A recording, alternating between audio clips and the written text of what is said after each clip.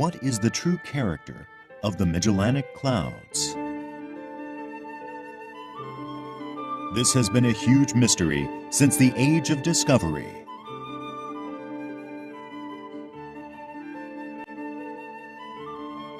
By the 17th century, 100 years after Magellan's expedition circumnavigated the globe, Europe was producing numerous star charts of the southern hemisphere.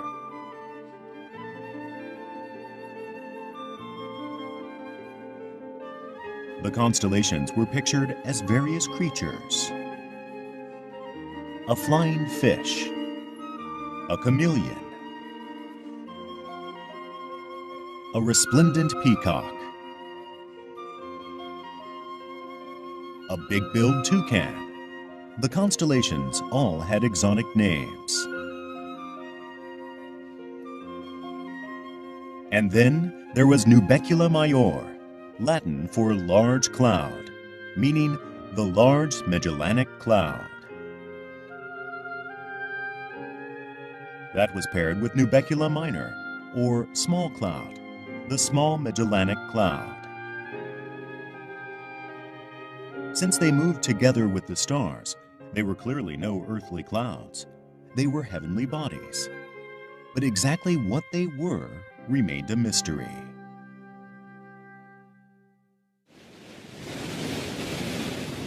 The first detailed research into the Magellanic Clouds began in the 1830s. To conduct research into stars of the southern hemisphere, England had established a royal observatory at the Cape of Good Hope in southernmost Africa.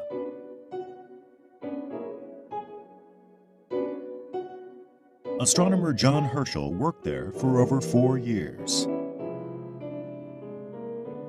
He pioneered the study of celestial objects in the southern hemisphere. In 1847, Herschel published his findings in a 450-page report.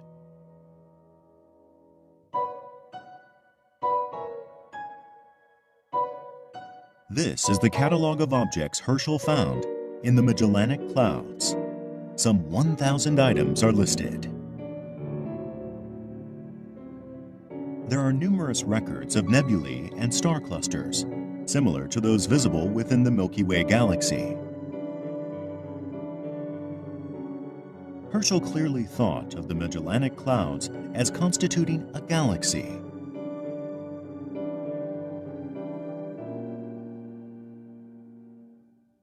At the time, most astronomers thought that all celestial bodies lay within the disk of our own Milky Way. Herschel thought that these rather indistinct and nebulous objects must be extragalactic celestial bodies.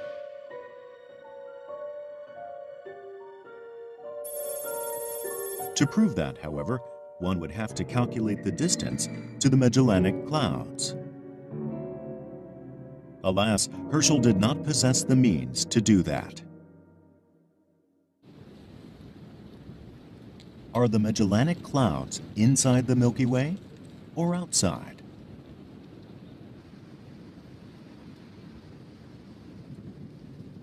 An epoch-making discovery at Harvard University finally solved the riddle.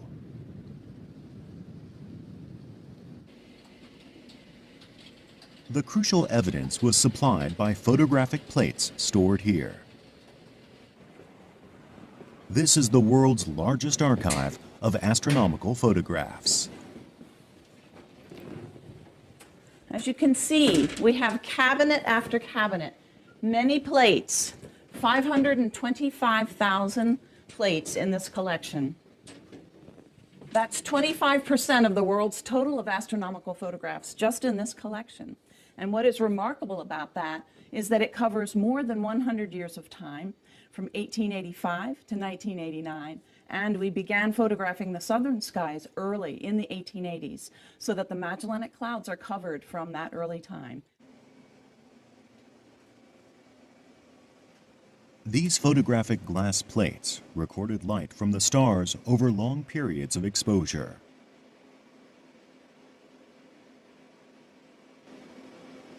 They enabled astronomers to capture not only what Herschel could see directly, but even far dimmer stars in the nebulae.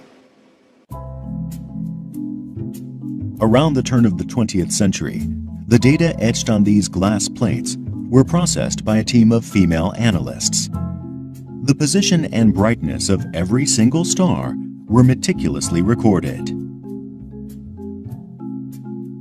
The analysts were actively seeking variable stars, a popular quarry at the time.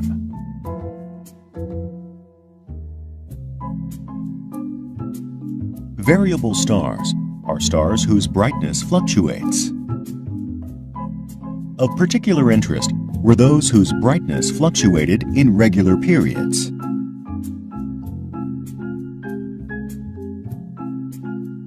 This was one of the very old ones. This type of star could help prove whether the Magellanic Clouds lay inside or outside the Milky Way.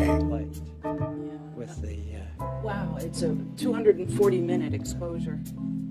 Here we have a glass plate of the small Magellanic Cloud, a long exposure which is taken. Some of the stars will be variable stars, but you get them at only one moment on this plate.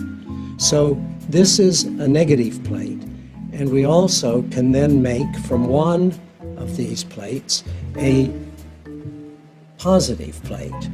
And this one can then be used as a master. When you put them on top of each other, Superimposing an image of a given area on top of another taken at a different time reveals any change. If the star's brightness is constant, it should be a perfect match.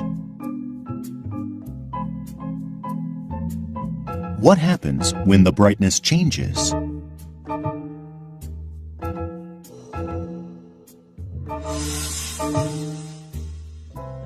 Since brightness is translated optically as size, any variability is immediately apparent. This comparative method, done plate by plate, is a way of detecting which stars are variable. One of Harvard's female star analysts was Henrietta Leavitt, an astronomer later recognized for her analyses of variable stars. This is one of the photographic plates of the Magellanic Clouds that Leavitt analyzed. Out of 100,000 stars recorded on a single plate, she endeavored to identify the variable ones.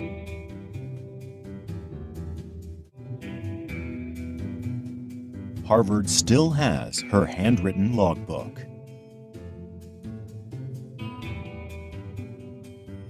She assigned numbers to each variable star, comparing readings at fixed intervals and determining the periodicity of its variations in brightness.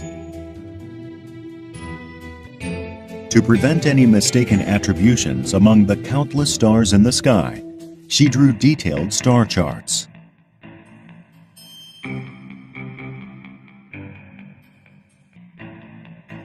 After 4 years of research, Leavitt published her study of 1,777 variable stars in the Magellanic Clouds.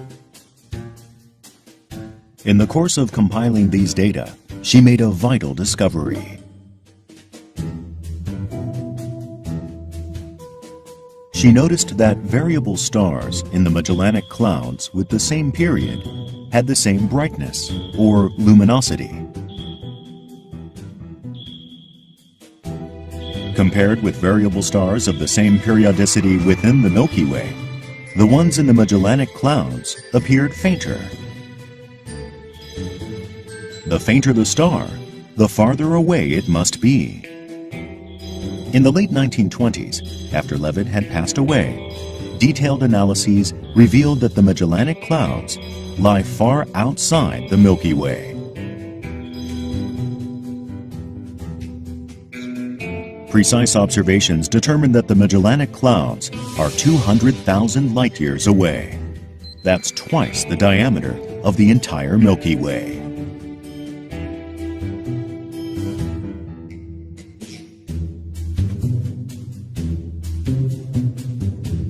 the Magellanic Clouds were definitely other galaxies lying outside the Milky Way.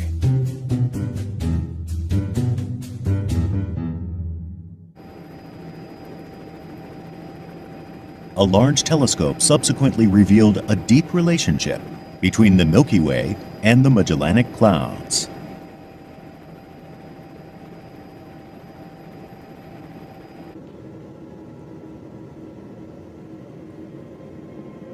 This is the 2.5-meter Hooker telescope at Mount Wilson.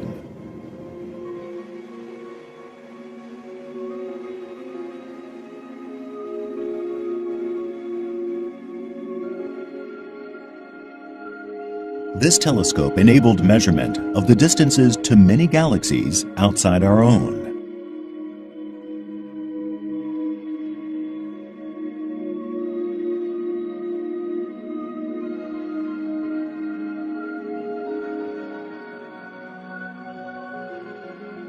It revealed features of the Magellanic Clouds that differentiated them definitively from other galaxies. This is the galactic distribution, as currently understood. The two Magellanic Clouds lie approximately 200,000 light-years away from our own Milky Way. The larger one is approximately 1/10 the size of our galaxy. The nearest spiral galaxy to our own Milky Way is the Andromeda Galaxy, some 2.3 million light-years away. That's 10 times farther away than the Magellanic Clouds. So the Magellanic Clouds are two small galaxies very near our own.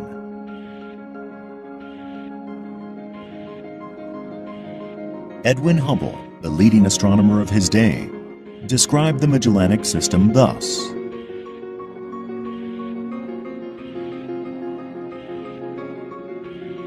the cloud is an independent stellar system and a close neighbor, actually a satellite, of the galactic system.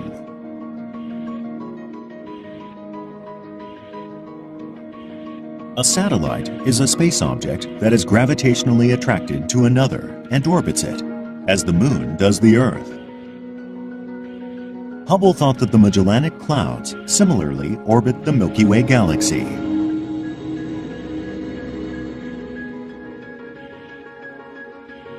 This concept of a satellite galaxy eventually became the standard view among astronomers.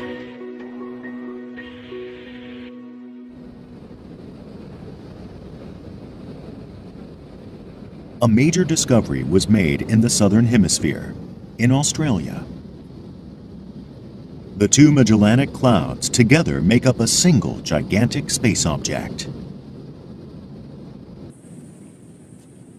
The discoverer was an Australian astronomer named Don Mathewson. If this object I discovered was actually visible, everyone would be astounded.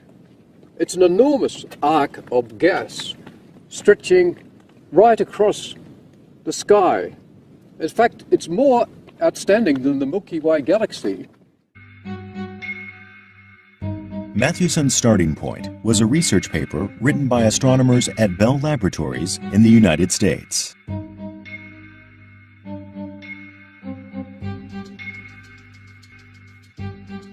Their measurements of intergalactic radio waves revealed filaments of gas in the skies over the northern hemisphere. It was a rainy Sunday afternoon, and it was quite late, and I was just turning the pages of an astrophysical journal. I plotted their filament of gas, this sausage of gas, and I thought, well, let's extend that sausage a little bit, let's blow it up a little bit. So I drew a line on this polar paper, and I thought, gee, it passes through the large and small Magellanic Cloud. The line Mathewson extended into the southern hemisphere from the mystery gas mentioned in the article went right between the Magellanic Clouds.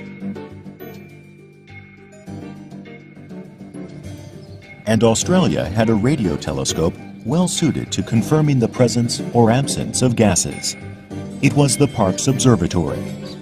Mathewson couldn't contain his excitement. he telephoned the observatory right away.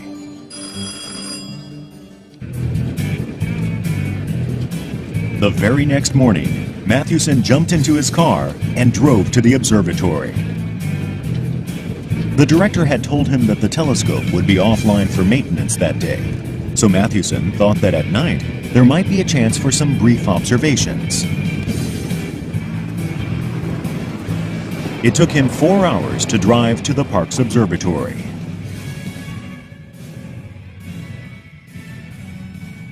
At the time, this giant 64-meter diameter parabolic antenna made Parkes the largest radio telescope in the southern hemisphere.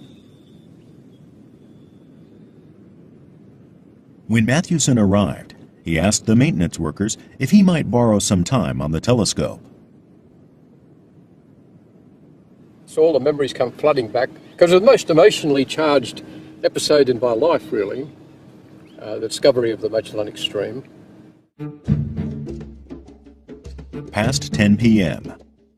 It was only after the maintenance staff had left for a late supper that Mathewson was able to use the telescope.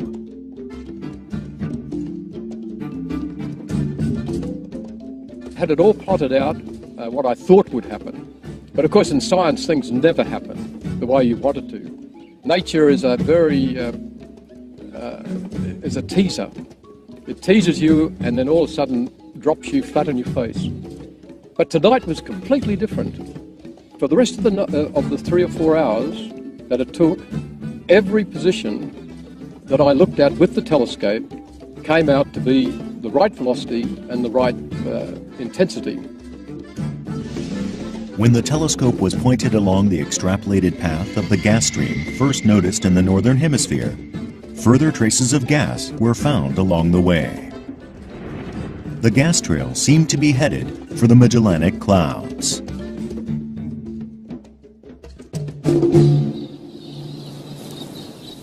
That's how Mathewson was the first in the world to actually establish a link between the gas trail and the Magellanic Clouds.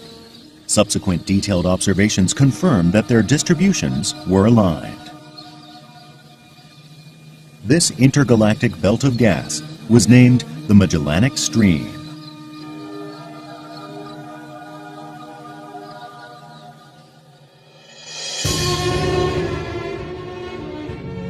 The Magellanic Stream is an extension of the same nebulae spotted by Ferdinand Magellan.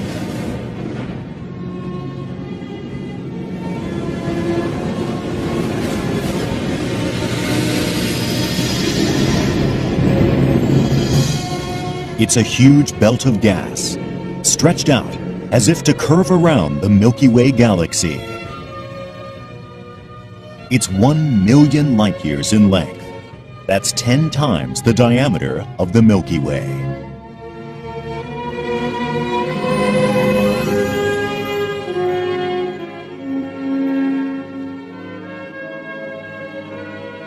Like the contrail of a jet plane, the Magellanic Stream is proof that the Magellanic Clouds have passed that way.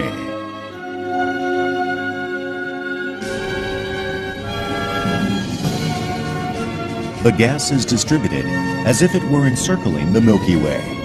So astronomers believe that the Magellanic Clouds are spewing out gas as they orbit our galaxy.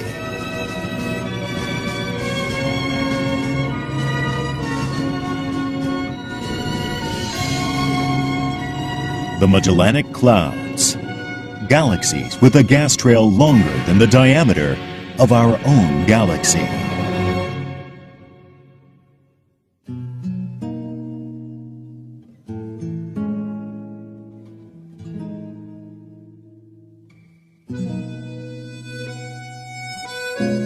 To people of the Northern Hemisphere, the night sky of the Southern Hemisphere presents a strange spectacle. There's the constellation Orion.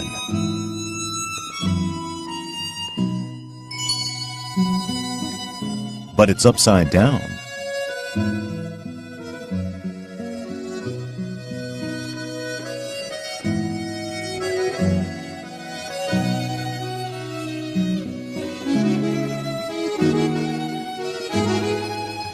And the Milky Way looks huge.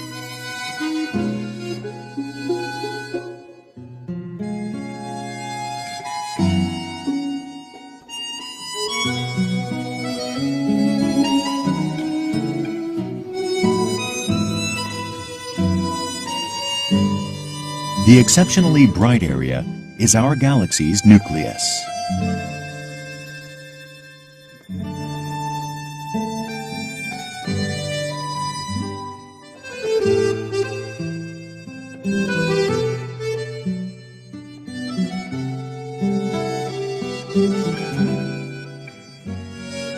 In the southern hemisphere, the mysteries of the universe seem all the closer.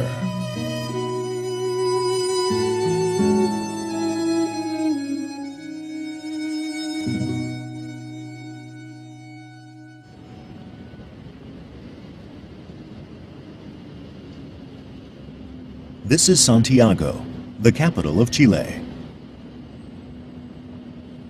It's surrounded by 5,000-meter-high mountains.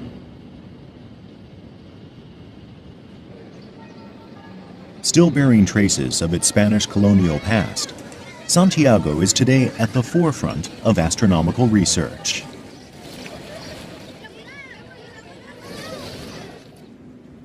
On the way to a greengrocer's in a new part of town. Hola. Gracias. The shopper is Valentin Ivanov, an astronomer who was born in Bulgaria. Recently, he has been analyzing observations of the Magellanic Clouds made with one of the world's most advanced telescopes. He is affiliated with the European Southern Observatory, known as ESO.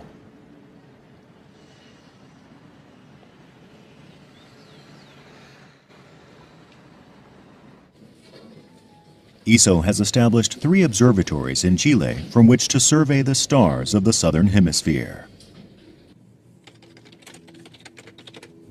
With his telescopic observations, Ivanov has been creating the most detailed picture yet of the Magellanic Clouds.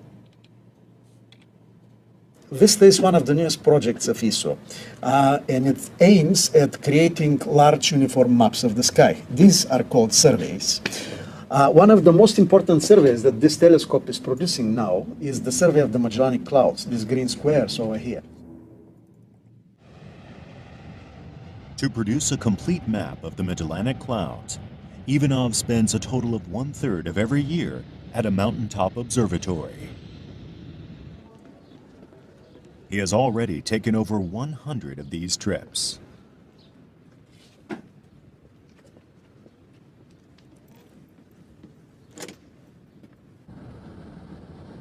His destination is about 1,000 kilometers north of Santiago.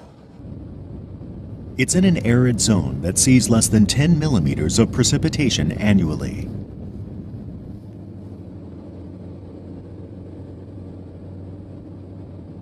This is the European Southern Observatory's largest site.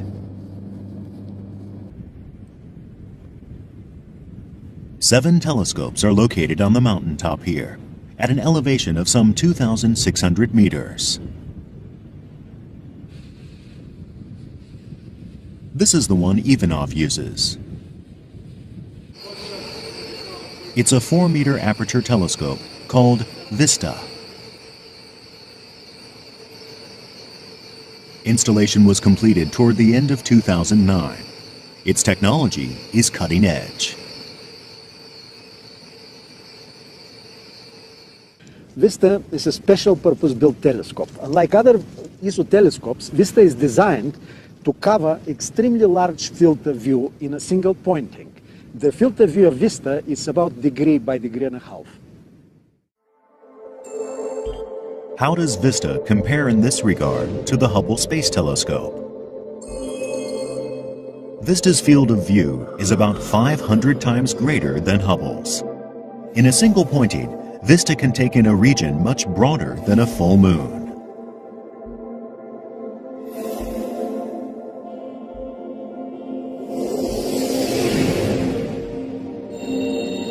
Ivanov and his Vista team are attempting an exhaustive survey of the entire region containing both the small and large Magellanic Clouds and the bridge linking them. It's sundown. Vista can now be engaged.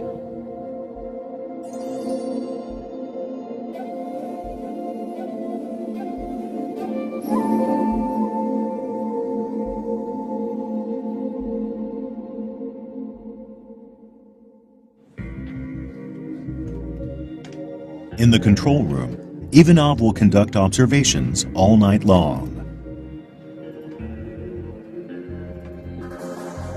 The display shows stars within the Magellanic Cloud system. The Vista Magellanic Cloud Survey already completed a number of tiles, and the data are publicly available. This data contain a lot of interesting objects, like this giant H2 region called Tarantula. The Tarantula Nebula is an expansive gas located within the Large Magellanic Cloud. It's 1,000 light-years across.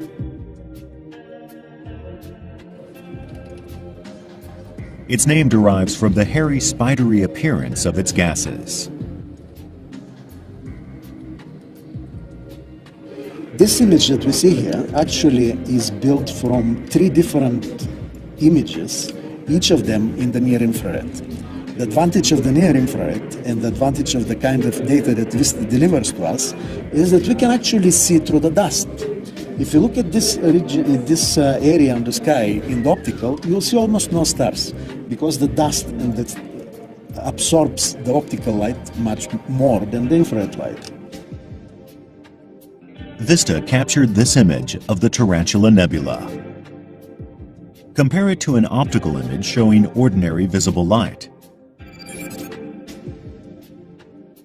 It's clear that the Vista image reveals the stars hidden beyond the gas and dust.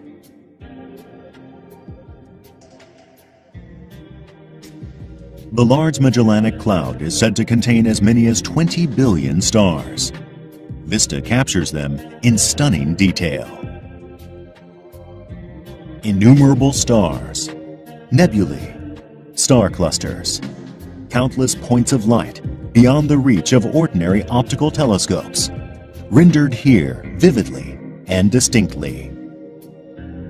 Vista is continuing to survey the Magellanic Clouds at a level of detail unmatched by any other telescope.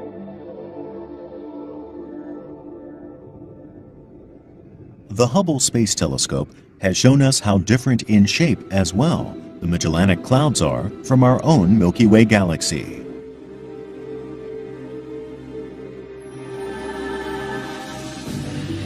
This nebula, in a remote part of the Large Magellanic Cloud, shines with extraordinary luminosity. It's gigantic, more than 30 times the size of the Great Orion Nebula. And out of the dark gas and dust, it is birthing countless new stars.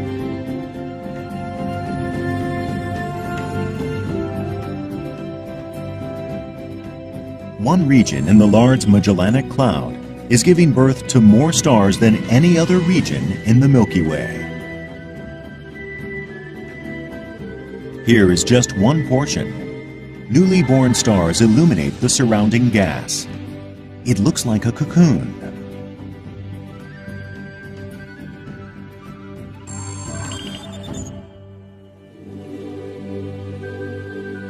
Here, an accretion of gas and dust is displayed in silhouette, lit from behind by young stars. The largest mass looks like a seahorse. It's a huge object, some 20 light-years in length. The small Magellanic Cloud also boasts magnificent nebulae and star clusters.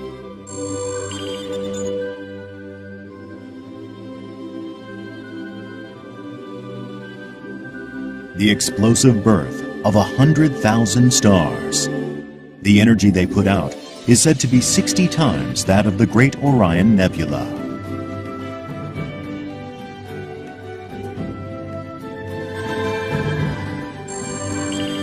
or look at the outskirts of the small Magellanic Cloud. Innumerable young stars, born all in a group.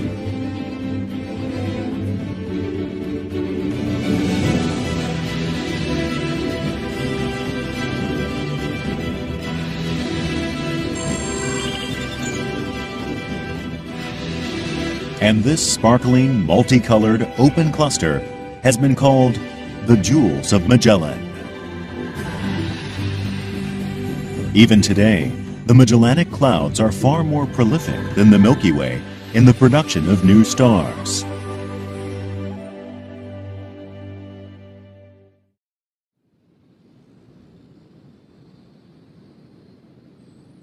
The Magellanic Clouds had been thought to be orbiting the Milky Way. But recently, a great discovery was made in that regard. The discovery was made by Roland van der Merel. Van der Merel spent 4 years directing observations of the Milky Way by the Hubble Space Telescope. His goal was to determine the mass of our galaxy, and he found a way to use the Magellanic Clouds to do so. We thought that if we could measure exactly how the clouds are moving in the sideways direction, we could learn more about the mass of the Milky Way and about the distribution of the mass in the Milky Way. Van der Merel's group thus observed the Magellanic Clouds directly in order to ascertain the speed of that sideways motion relative to the Milky Way. As a reference point, they chose to use a quasar, celestial bodies that are very far away and so essentially motionless.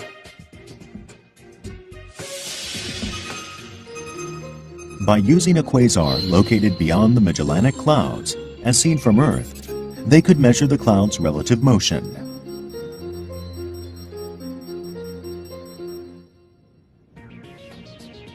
They pointed the Hubble Space Telescope in that direction. The anticipated motion of the Magellanic Clouds was minute. It is the equivalent of observing a 1 millimeter movement from 100 kilometers away. That was close to the limit of Hubble's powers of resolution.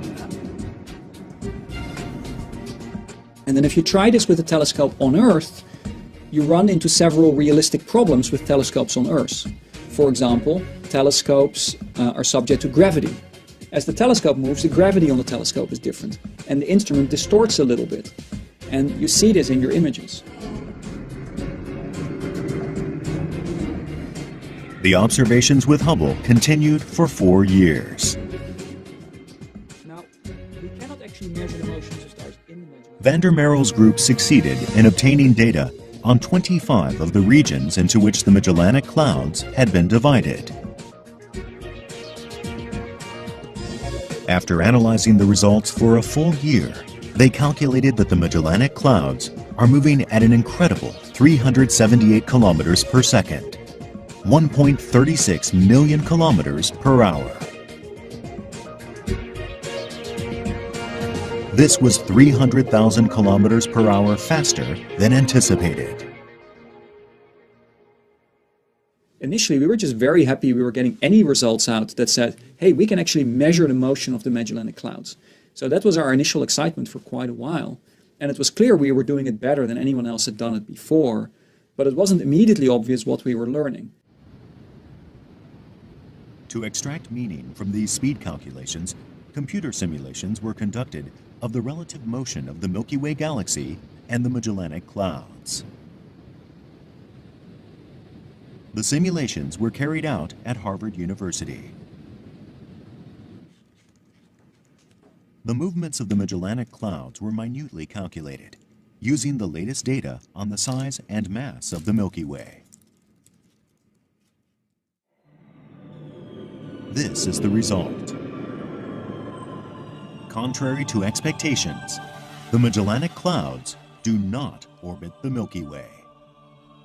Assuming the Milky Way is not unnaturally massive, the Magellanic Clouds will eventually fly off into deep space. I basically computed things like the escape speed, which refers to the speed that an object would need to have to escape the potential of the Milky Way at its distance, at separation from the Milky Way. And for the basic model that I had initially started off with for the Milky Way, the LMC was sitting at the escape speed. So the orbit couldn't be anywhere close to what we thought before. So it was very normal for people to think for years that the Magellanic Clouds had been going around the Milky Way many times. Cortina realized that that couldn't be at that speed. They were going too fast. They were basically flying away from the Milky Way too fast, which means that probably they were just coming into the Milky Way for the very first time. And this was a very revolutionary thought. So the Magellanic Clouds are not satellite galaxies of the Milky Way after all. They are visitors from afar, merely enjoying a chance encounter with our own galaxy.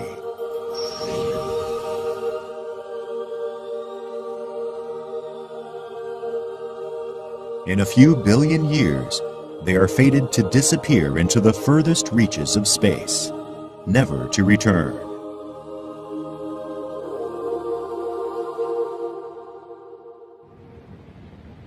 The true nature of the Magellanic Clouds is gradually emerging, and astronomical observations indicate that the clouds hold a key to understanding what the universe looked like right after the Big Bang.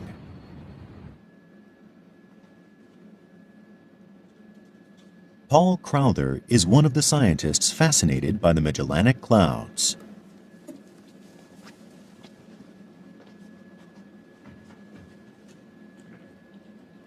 For 15 years, he's been studying one of the cloud's features in particular.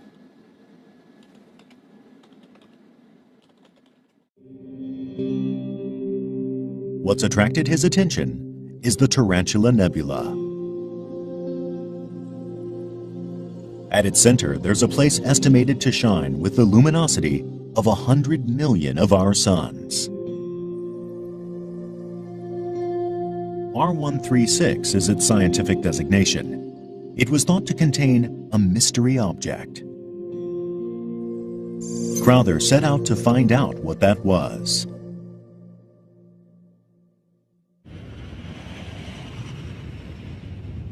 He conducted his observations with what's called the VLT, or Very Large Telescope, located in Chile.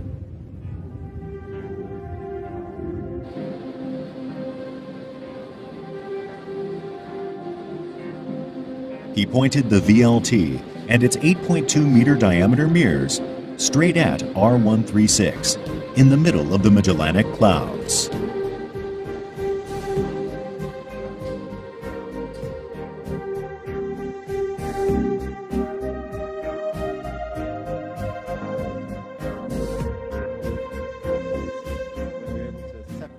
This is the very center of R136.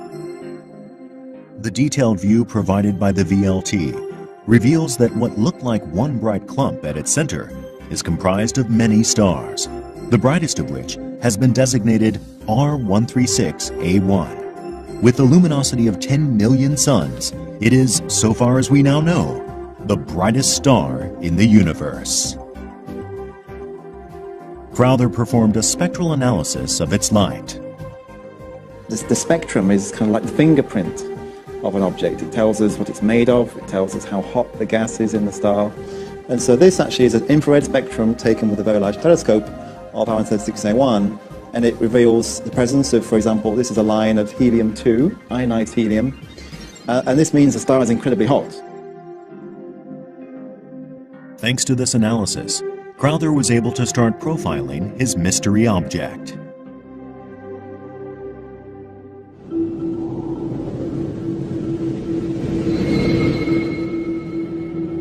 This is how Crowther envisions R136A1 in the center of the Tarantula Nebula.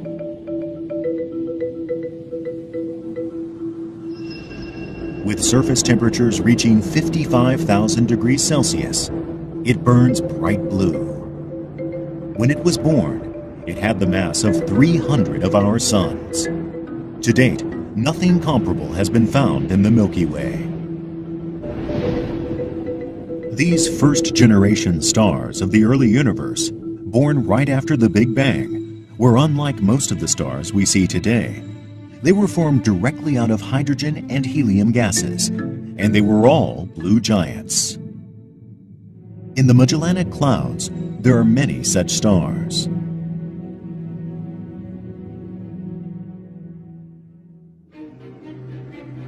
The Hubble Space Telescope has captured a number of ancient galaxies that contain these blue giant stars.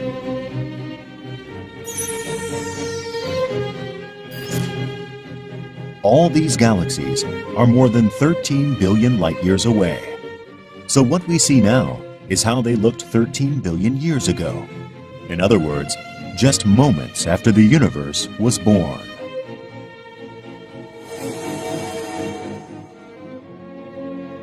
Ancient galaxies, glowing bright blue.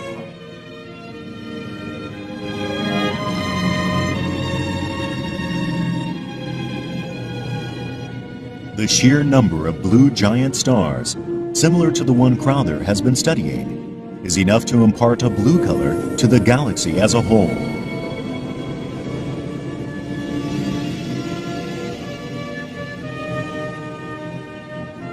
These galaxies, born just after the creation of the universe, are a mere tenth the size of the Milky Way and have irregular shapes.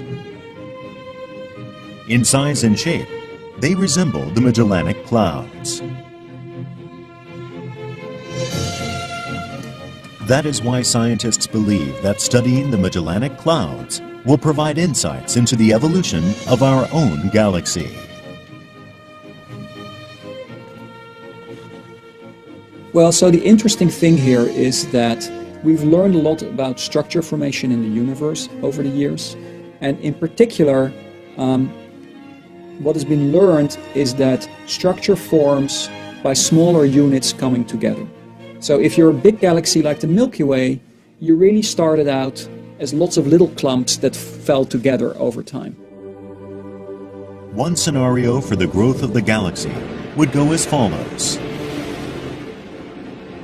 In the earliest stage of the universe, there were only small, irregular galaxies like the Magellanic Clouds. These small galaxies collided and merged repeatedly. In this way, so the theory goes, over the course of billions of years, larger galaxies like our Milky Way were formed. Van der Merel believes that the Magellanic Clouds are in fact holdovers from the earliest days of the universe, small galaxies that only now are brushing past our own larger galaxy. In the early universe, soon after the Big Bang, we believe this happened all the time. There were bits and pieces of galaxies falling together to form the first real galaxies that then later grew over time. Nowadays, in our current universe, this is actually a pretty rare occurrence. So the fact that we're seeing the Magellanic Clouds pass the Milky Way right now is very unusual at some level, but it really gives us a glimpse of what the universe was like more typically when it was much younger, when galaxies were falling onto each other and merging together all the time. The Magellanic Clouds had been thought of as satellite galaxies. But it turns out that they are actually leftovers from the very beginnings of the universe. Small galaxies linked together, spewing a plume of gases behind them as they rush past us.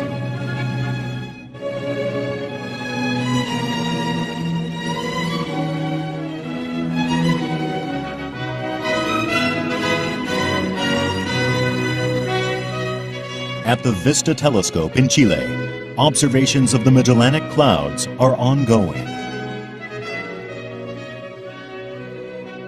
The detailed mapping of the Magellanic Clouds, based on the Vista surveys, is expected to be completed in 2017.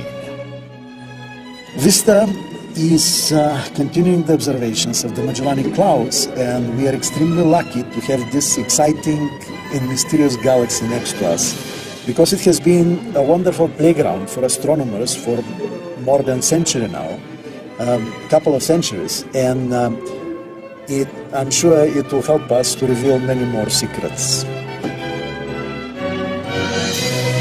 The origins of the universe, the birth of the galaxies. These are the mysteries to which the Magellanic Clouds hold the keys. As humanity peers into the southern night skies, that quest will continue.